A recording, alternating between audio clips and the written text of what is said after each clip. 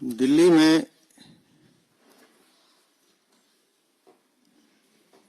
भ्रष्टाचारी और पापी आपके कुछ और काले कारनामे आज आपके सामने हम रखने जा रहे हैं और मैं निवेदन कर रहा हूं हमारे राष्ट्रीय प्रवक्ता श्रीमान गौरव भाटिया जी से कि वो साक्ष्य आपके सामने रखें। श्रीमान गौरव भाटिया जी।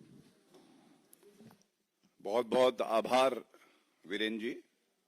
सभी पत्रकार बंधुओं को हमारा नमस्कार।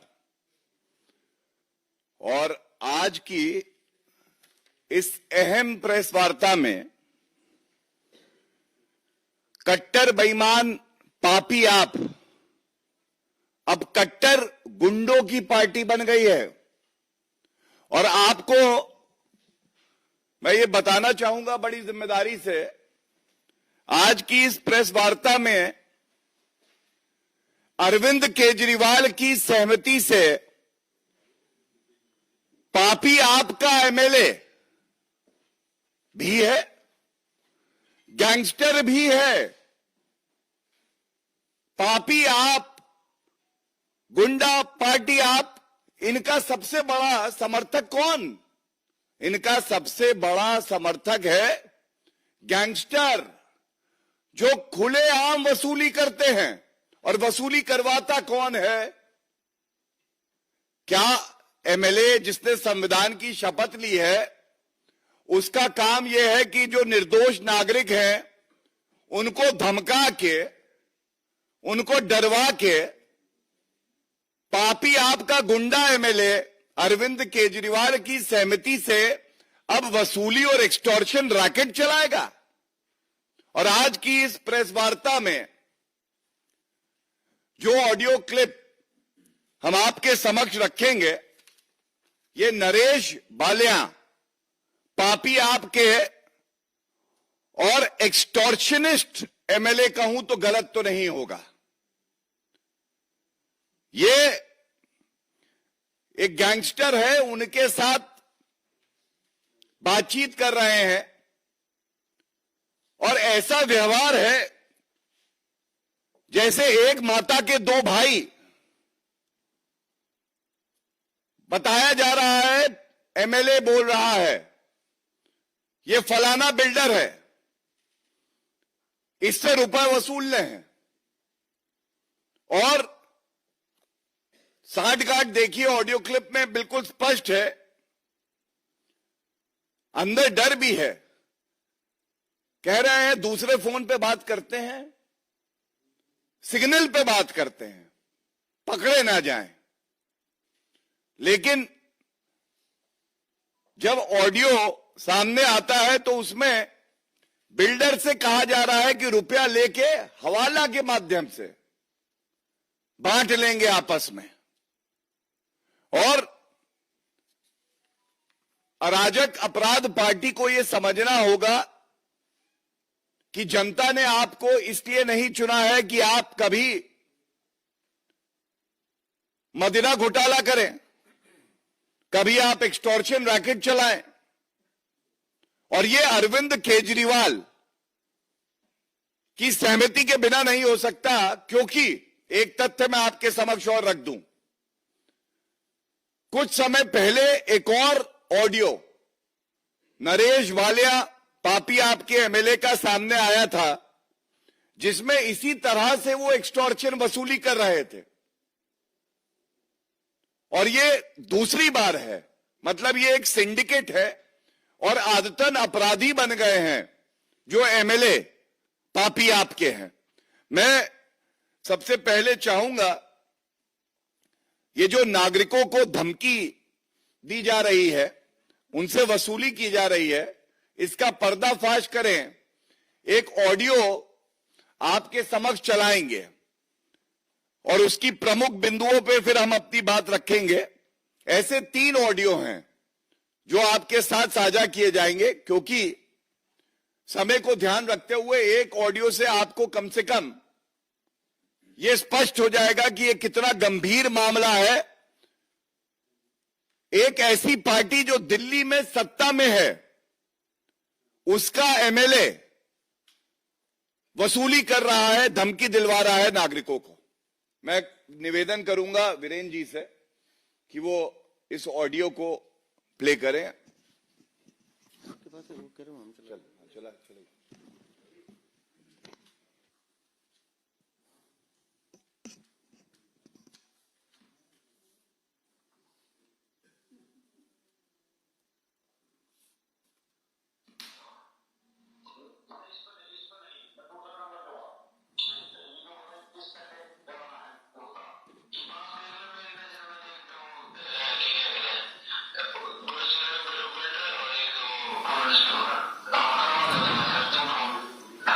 एक मिनट रुकना, एक मिनट। आप सुन रहे हैं कि गैंगस्टर कह रहा है, पहले विधायक बोलता है कि मैं दूसरा नंबर देता हूं, उस पर बात करो, तो वो पूछ रहा है कि मैं गुरचरण बिल्डर और पूरन स्टोर वाले को फोन कर दूं।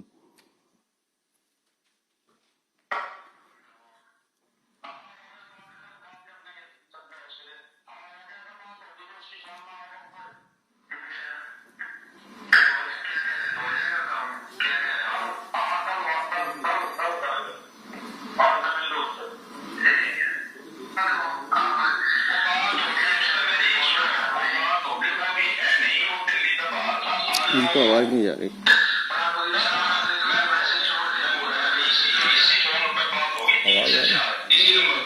एक मिनट रुक जाओ, आप अपने से प्ले करो। कह रहे हैं ऑडियो थोड़ा क्लियर नहीं था, तो अपने उससे नहीं, इस पे नहीं, मैं दूसरा नंबर दूंगा। ठीक है, किस तरह के कराना है कि बात देख लो, मेरी नजर में देख तो वो क्या कह रहे हैं, गुरुचरण बिल्डर और एक वो पूरन स्टोर है। आप करवा दो तो मैं कर दूं फोन। हेलो, हाँ बोलो। वो आया था भाई साहब बंदा, वो हाँ हो गया, बात कर लेंगे संजय उससे। हाँ हो गया था, बात होगी फिर उसकी शाम ना होगा तो। अच्छा, फिर क्या कह रहा है, हो जाएगा काम? क्या कह रहा है? हाँ कल करेंगे, आज मैं मिल लूँ उससे। ठीक है, तो आप वो बात होगी उससे मेरी, सुनो वो बात होगी, वो भी है नहीं, वो दिल्ली का बाहर था, आ जाओगा वो। पर आप दे दो, मैसेज छोड़ते हैं, इसी फोन पे बात होगी 3 से 4, इसी नंबर पे मैं करवाऊँ, मैं दूसरे मोबाइल में करवाऊँ, उसमें मेरे को नया नंबर लेकर उसमें कराऊँ ऐड में, कल कर लूँ, कल तक करवा दूंगा उसमें। फ्री है सब कुछ, वो है ना, कल नंबर मिल रहा है ना, कि सर का वो मिल रहा है ना, डिटेल मिल रहा है भी ना। ठीक है, अगर उस वाले पर बात करो ना, हो जाए आज की करनी ज्यादा जरूरी हो ना, उस वाले का कल। ठीक है, मैं उसे कर लेता हूँ, और क्या नाम है, आज मैं करवा दूंगा उसे रात में किसी के लगा के जिम्मेदारी। ठीक है, एक बार देख लो, बात कर लो। इसका मैं करूँ, इसकी मैं करूंगा बातचीत आज ना, ये एक्चुअली दिल्ली से बाहर था, आज आया होगा वो। दूसरा मान दो कदम मैसेज ना हो जाएगा, मन्ना कुछ कराया नहीं, कुछ भी ना हो ना, मैं किसी मानस ने भेजू आप तो ना, और क्या मैं पैसे भी उठेंगे वाले के थ्रू उठेंगे ना, किसी का रोल हो ना कुछ हो ना, मैं किसी मानस को बताऊं ना, मैं किसी मानस ना आप भेजू। शाम ने 7 बजे मैंने बुला रखा है आज। एक बार है ना, मैं भी खुद जानबूझ के इतने फोन ना करता ना, कल ना कल आप तनु भी पूछेंगे भाई इतने फोन क्यों आवे हैं, सिग्नल ऐप डाउनलोड कर लो, उसमें दे रहे ना पार्ट पर किस दो फोन कर रखा है किसका ना, एक बार ये जरूर कर लियो। ठीक है ना, कल ना कभी दिक्कत आओगी फिर आप लोगों को मेरे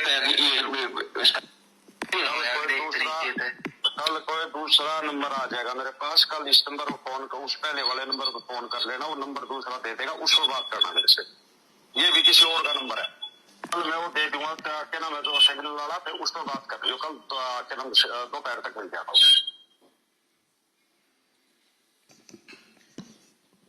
जैसा आपने सुना, ये कुछ अंश हैं, तो इससे जो स्पष्ट हो रहा है, पहले मैं उसको इंगित कर दूं।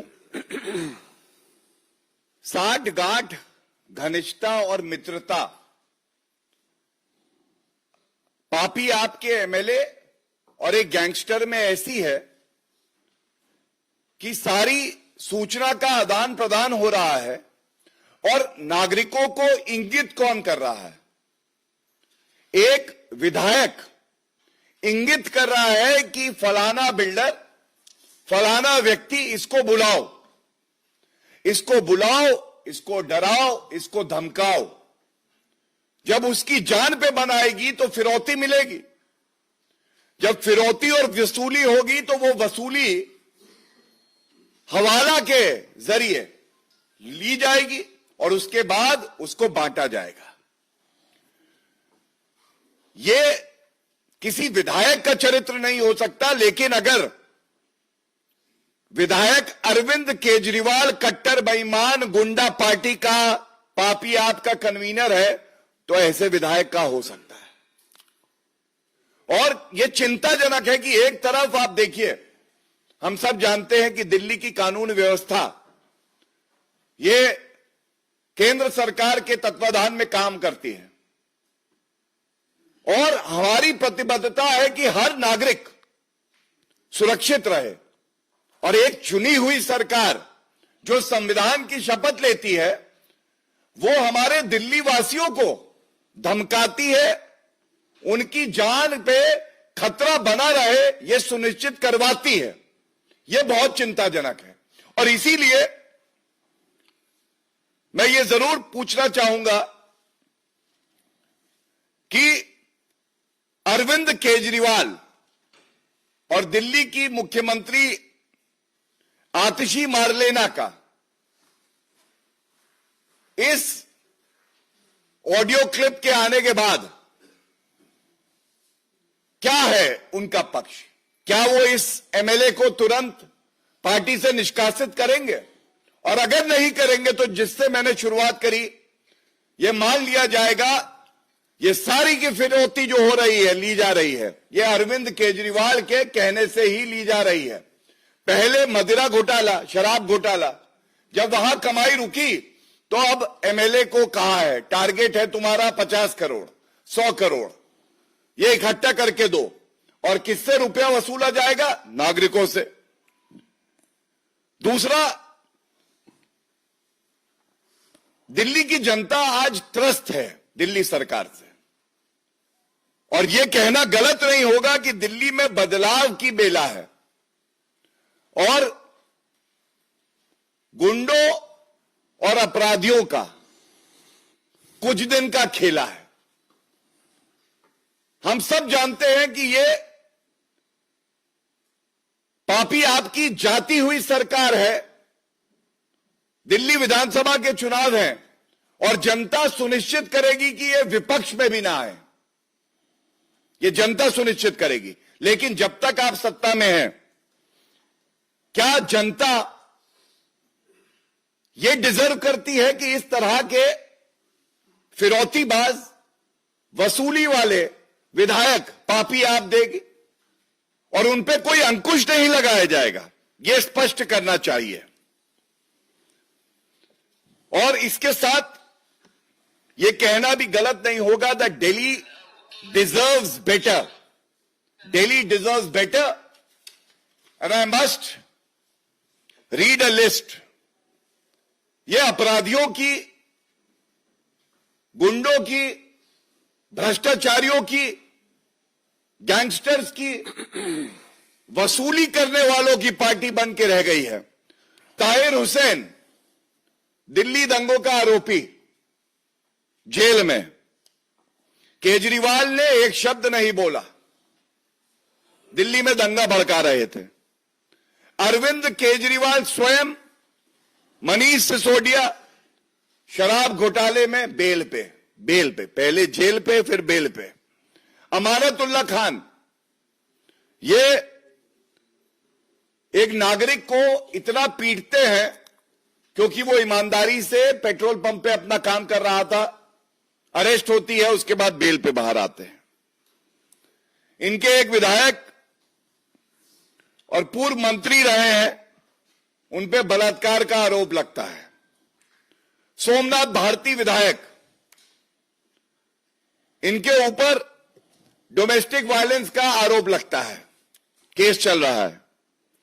और विभव कुमार, अरविंद केजरीवाल का दाहिना हाथ, महिला अस्मिता को तार तार कर देते हैं।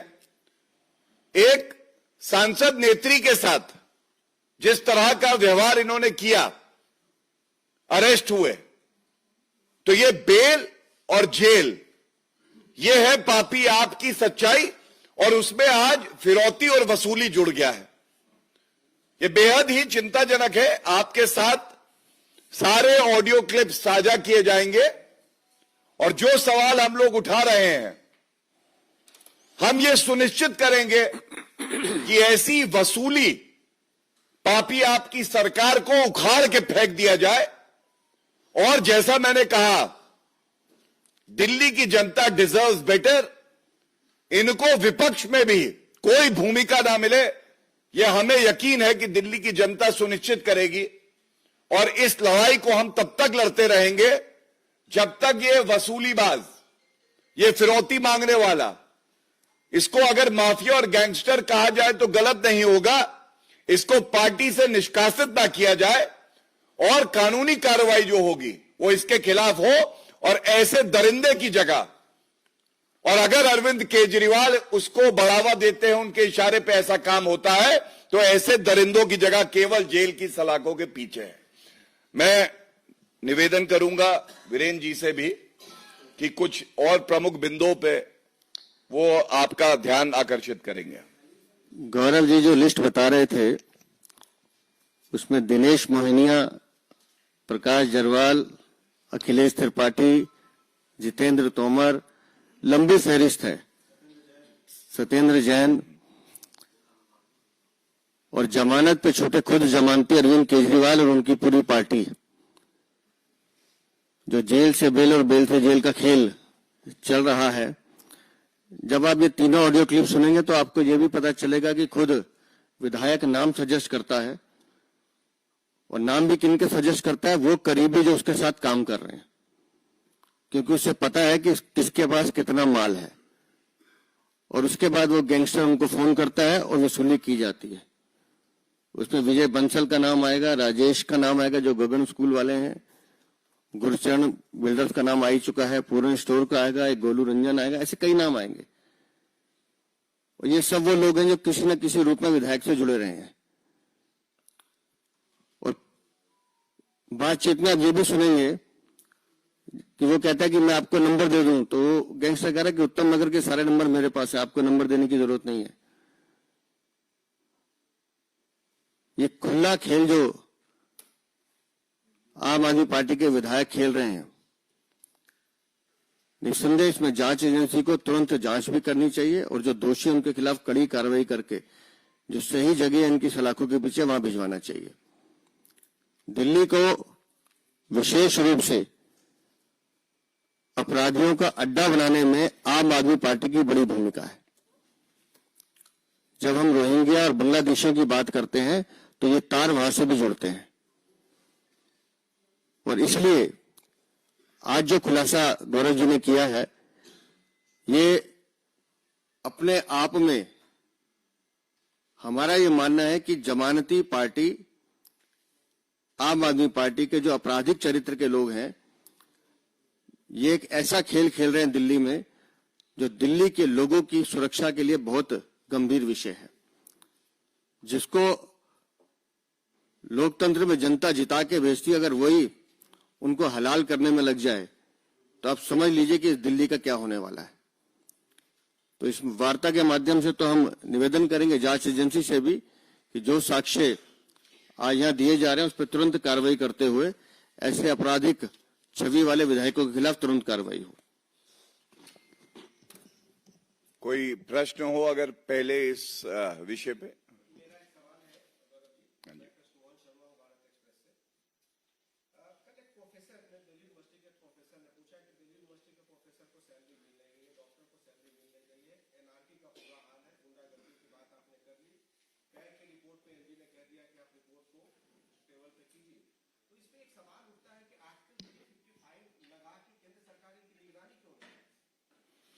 देखिए, आपका सवाल बहुत अच्छा है, लेकिन हम सबसे पहले तो संविधान के प्रति जो है पूरी तरह से प्रतिबद्ध हैं।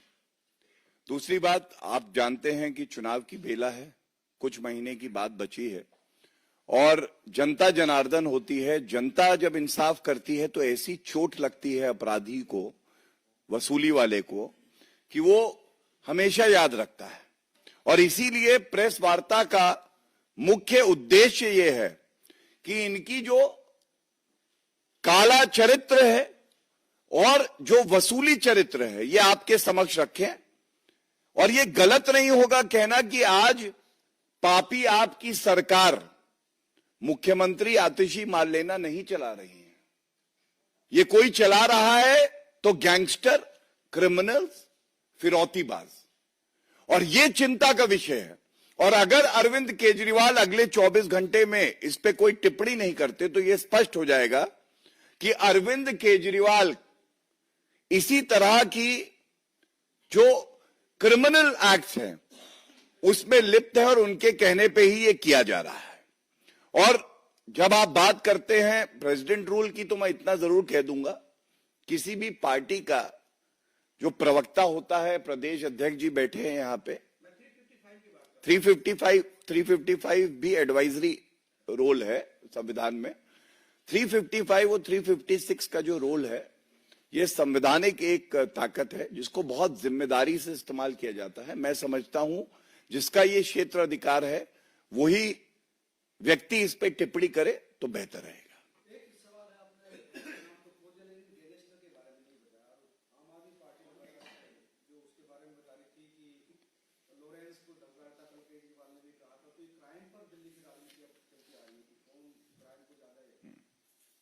गैंगस्टर का नाम जब आपको ऑडियो क्लिप्स भेज दिए गए हैं आप देखेंगे तो आपको मिल जाएगा। और बहुत जिम्मेदारी से जो तथ्य आपके समक्ष रखे हैं वो इसलिए ही रखे हैं कि जो चौथा स्तंभ है मीडिया, ये जानकारी ले कि किस तरह के खतरनाक गैंगस्टर के साथ दिल्ली की सरकार व्यवहार रखती है, रिश्ता रखती है, घनिष्ठता रखती है और नागरिकों को धमका रही है।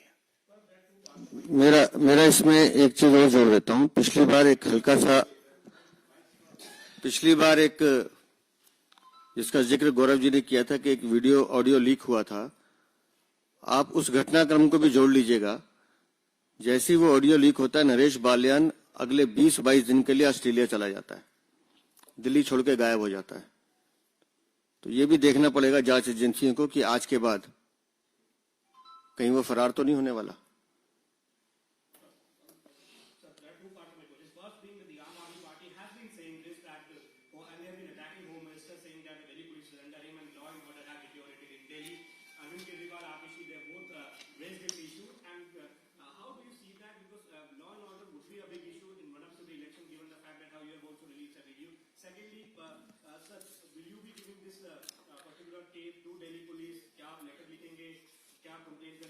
बिल्कुल जांच एजेंसी को भी देंगे, वैसे पब्लिक डोमेन में है, वो खुद भी सुमोटो ले सकते हैं। और दिल्ली में अगर कोई विषय है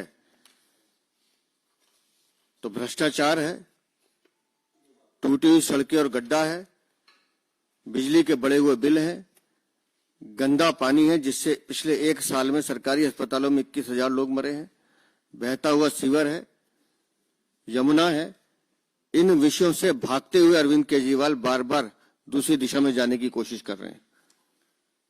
देखिए, सबसे पहला प्रश्न जो है, जो मूल प्रश्न है, जो फंडामेंटल प्रश्न है, क्या ऐसी पार्टी के कन्वीनर को कानून व्यवस्था पे प्रश्न उठाने का कोई नैतिकता बची है या नहीं, जिसकी पार्टी में स्वयं गैंगस्टर, फिरौतीबाज, घोटालेबाज, एलेज्ड रेपिस्ट, डोमेस्टिक वायलेंस के अपराधी स्वयं बैठे हैं, वो कैसे किसी और पे उंगली उठाएगा? और स्वयं कन्वीनर, मैंने हमेशा कहा है, जेल वाले सीएम अब बेल वाले कन्वीनर हैं। ऐसा व्यक्ति दूसरे पे उंगली उठाएगा। और हां, एक तथ्य जरूर बता दूंगा, पापी आपके कन्वीनर अरविंद केजरीवाल के लिए उनकी प्रेस वार्ता में ना प्रामाणिकता थी ना सत्यता थी। आपको उदाहरण देता हूं, नंगलोई शूटिंग की बात करी थी उन्होंने अपनी प्रेस वार्ता में। 24 घंटे के अंदर 2 गिरफ्तारी हुई जो अभियुक्त थे और वेपन्स की रिकवरी हुई। उन्होंने उदाहरण दिया था अपनी प्रेस वार्ता पे। ये तो उनकी तैयारी है। उनका मानसिक संतुलन जो है वो बिगड़ा हुआ है। उनकी नाक के नीचे उनके इशारे पे फिरौती ली जा रही है और उनमें इतनी नैतिकता नहीं है कि बाहर निकल के बताएं कि या तो वो अपने एमएलए के साथ हैं या दिल्ली की जनता के साथ हैं।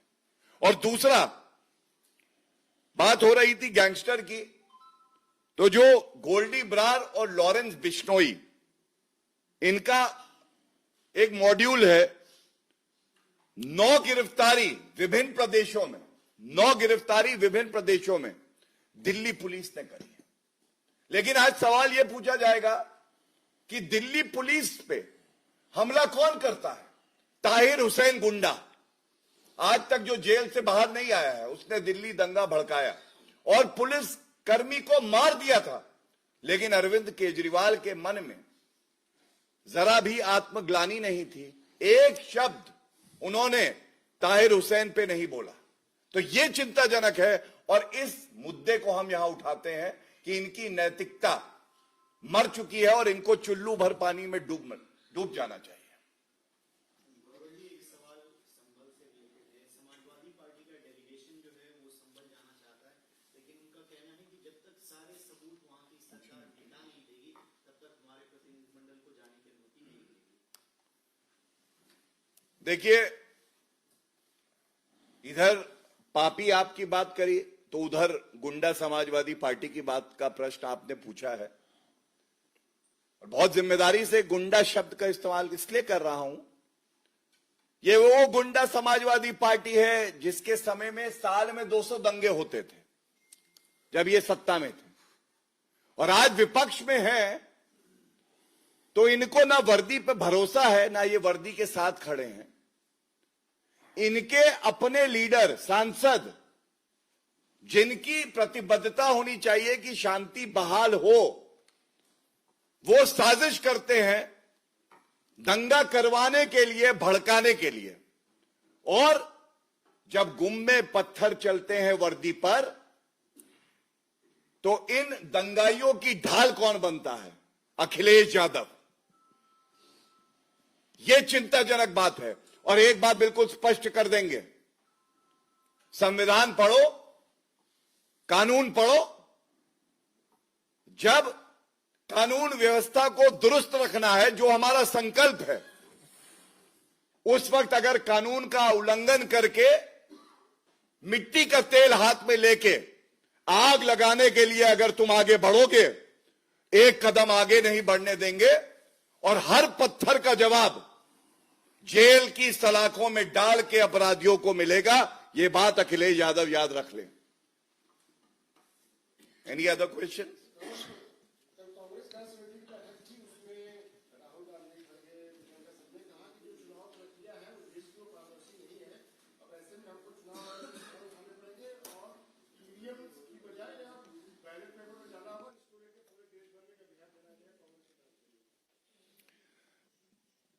देखिए, ऐसा कहना गलत नहीं होगा कि कांग्रेस पार्टी जल्द ही इतिहास के पन्नों पर पढ़ी जाएगी।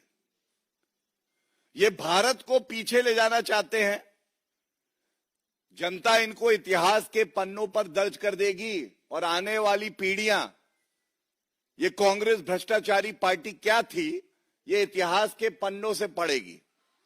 जब ये ईवीएम पे सवाल उठाते हैं तो वरिष्ठ अधिवक्ता होने के नाते मैं एक बात बता दूं आपको, एक नहीं, दो नहीं, तीन नहीं, 4 से ज्यादा ऐसे फैसले सर्वोच्च न्यायालय के आए हैं जहां सर्वोच्च न्यायालय ने कहा है कि ईवीएम पारदर्शिता के मामले में, लोकतंत्र को मजबूत बनाने के मामले में बिल्कुल सही है और उससे छेड़छाड़ संभव नहीं है।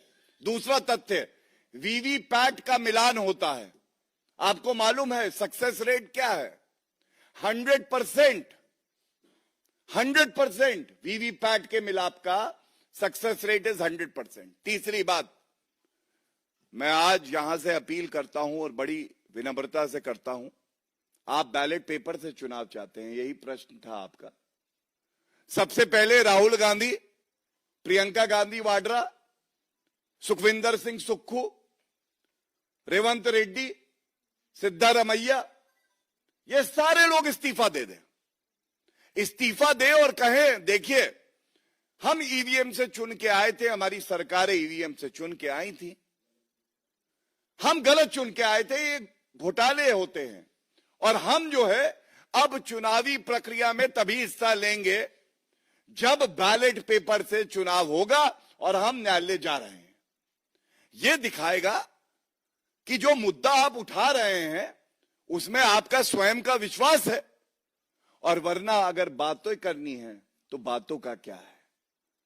जिस दिन प्रियंका गांधी वाड्रा सांसद होने की शपथ ले रही हैं, उस दिन खड़गे जी कह रहे हैं ईवीएम खराब है, तो मतलब प्रियंका गांधी वाड्रा के चुनाव में कांग्रेसियों ने घोटालेबाजी करी है। राहुल गांधी जो चुन के आए, नियम कानून है, प्रक्रिया है, उसका पालन करते हुए जल्द ही फैसला हो जाएगा। मैं समझता हूं अगर आपने ये प्रश्न पूछा तो ये दर्शाता है कि आपको भी उम्मीद जो होने वाले मुख्यमंत्री हैं भारतीय जनता पार्टी से है। उसके लिए आभार, साधुवाद, धन्यवाद।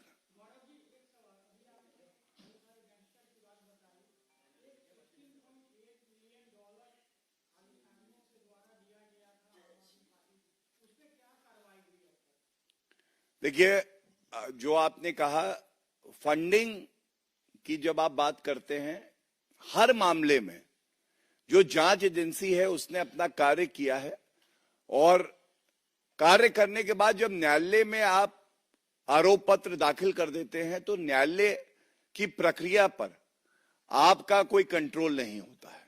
लेकिन प्रतिबद्धता के तौर पे मैं बता दूं, हमारा संकल्प यह है ऐसी कोई शक्ति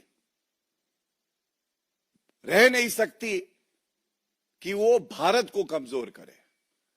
ये आदरणीय मोदी जी की सरकार है, और कोई भी व्यक्ति, कोई भी संगठन अगर ये सोचेगा कि वो भारत को कमजोर कर सकता है तो ये उसकी गलतफहमी है, चाहे वो आतंकी हो, चाहे वो खालिस्तानी हो, चाहे वो कोई भी हो। हाँ प्लीज, लास्ट क्वेश्चन।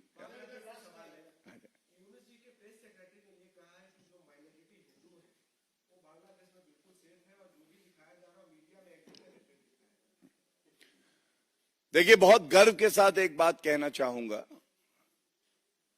जैसा आदरणीय प्रधानमंत्री श्री नरेंद्र मोदी जी ने भी अपने एक्स पोस्ट पे कहा था, यह चिंताजनक है कि सहिष्णु हिंदू जो सबके प्रति समर्पित रहता है उसके साथ हिंसा की जा रही है।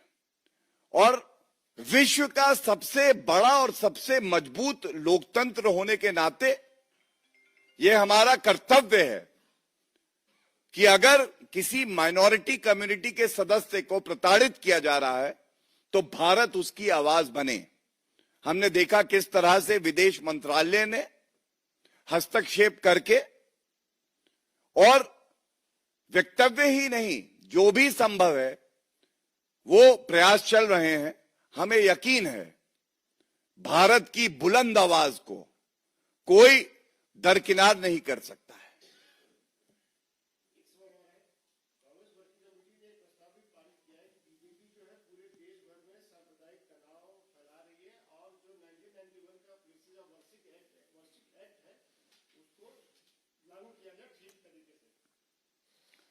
दो बातें कहूंगा। पहले तो सांप्रदायिक तनाव तो तब फैलता है जब आप सहिष्णु हिंदू को हिंदू टेरर की परिभाषा दे देते हैं, और वो भी केवल राजनीतिक लाभ से। और ये कांग्रेस पार्टी के कुकर्म थे, और वो कभी सत्ता में फिर आई नहीं और आगे आएंगे भी नहीं।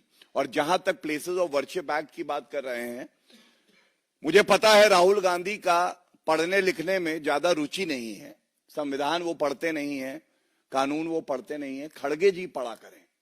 प्लेसेस ऑफ वर्शिप एक्ट चुनौती दी गई है सर्वोच्च न्यायालय में कि वो गैर संवैधानिक है, और वो मामला अभी वहां लंबित है। और जो भी कार्रवाई हो रही है, भारत की न्यायालय से ऊपर ना खड़गे जी हैं, ना कांग्रेस पार्टी है, और ना बालक बुद्धि राहुल गांधी है। धन्यवाद।